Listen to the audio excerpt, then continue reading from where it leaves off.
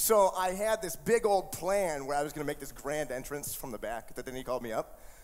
So I'm going to make it right here. Is that all right with you? If you're with me, say yeah. If you're with me, say yeah.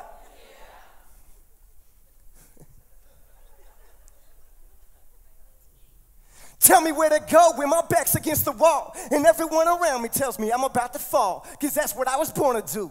Nah, I'ma get it anyway I'm gonna get it, and now my dreams are coming true and they can't take it. He died and resurrected, then I faked it till I made it, and now I'm standing naked. Naked is the truth. I spit it in the streets and I spit it in the booth. Put me in the churches or put me in the school. I tell it to the people, that's what rap was meant to do. And I'ma take it everywhere, all around the world. And I'ma never rest till I have a baby girl. And even then, I'll probably just take her with me to a mansion in the sky. You can come and get me, cause I'ma go and I'ma keep on going higher. I'ma get it till I get it, with a jet up in the sky, yeah. Where should I go when everyone knows that I have been told I'm going nowhere? Where should I go when everyone knows that I have been told I'm going nowhere? How many of y'all can relate to those lyrics? If you can relate to those lyrics, let me hear you say yeah. If you know somebody outside of the four walls of this church who can relate to those lyrics, let me hear you say yeah. All right. I think there's a lot of people who can relate to those lyrics. Check this out. I have a background in healthcare, and I want to know how many people in here work in some sort of healthcare or social service profession in one way or another. Of those of you with your hands raised, how many of you agree that in those fields we see a lot of messed up stuff? Traumatizing experiences that impact not only us, but those around us. If you agree, say yeah. Okay, how many of you work in offices, corporate settings, in the service industry? Raise your hands. Hold them up high, hold them up high. Okay, how many of you agree that even in those settings we see some messed up things? If you're with me, say yeah. All right, now check this out. We all see a lot of messed up things. I think that's a general consensus, and it impacts our psyche, and it impacts the way that we have our perception of the world, the way we interact with the world, the way that we react to the world, right? If you're with me, say yeah. All right, check this out. But when we see messed up things, unless it is in our job description to deal with those messed up things, what happens a lot of times? I got enough of my own stuff to deal with.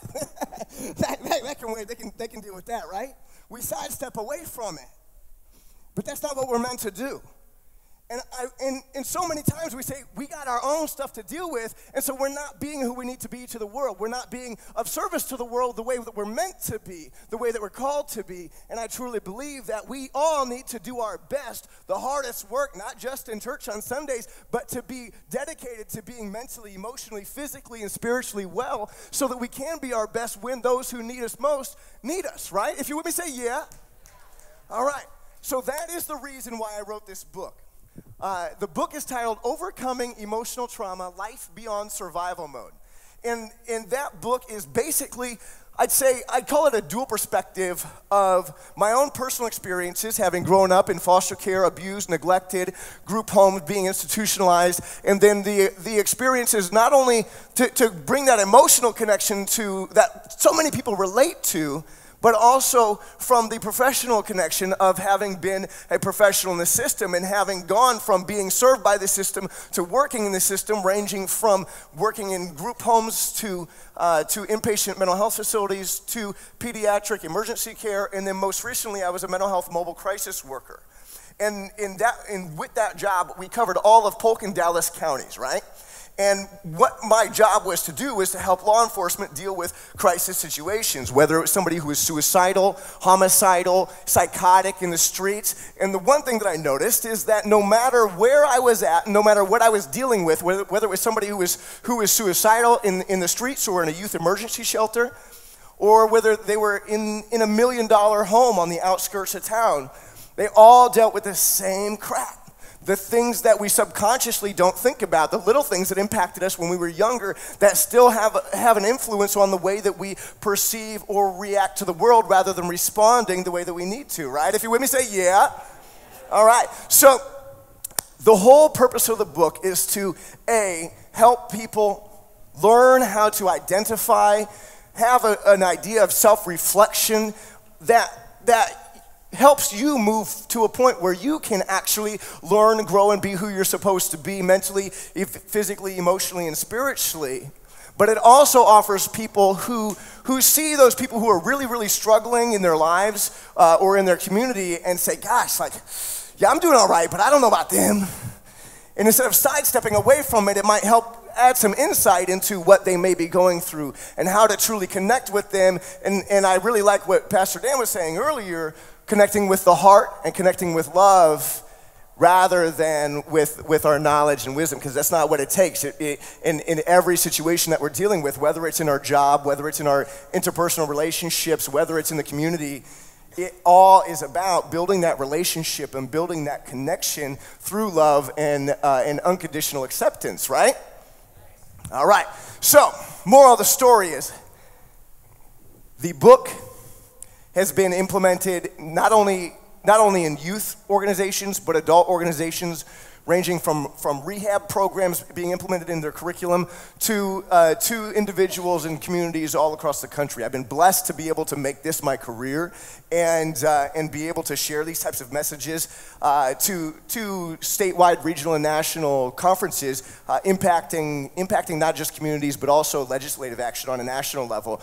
And so one of the things that I'm here for, not just to share this message with you because I truly believe in this book because of the feedback I've received from it, and I believe it can impact you as well, but I also am here as this being my community. I live 10 minutes from here, and I've had the opportunity to do these things all over the country, but I've never been in my own community. And so I'm asking for your guys' support as a community that I've learned and grown in for most of my adult life. And all I ask of that is that you connect with me. And again, the book is Overcoming Emotional Trauma. And if you visit www.overcomingemotionaltrauma.com, you'll be able to sign up to receive updates, inspirational quotes from the book, and be able to follow this journey as I'm going around the country and spreading this message and a lot of the inspiration that I took from this very church myself. I want to share, I know I only have like a minute left, so I want to share one brief story of appreciation for Pastor Dan and Pastor Ann.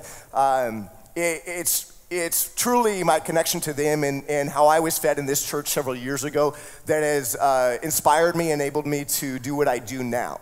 And how that, amen, right?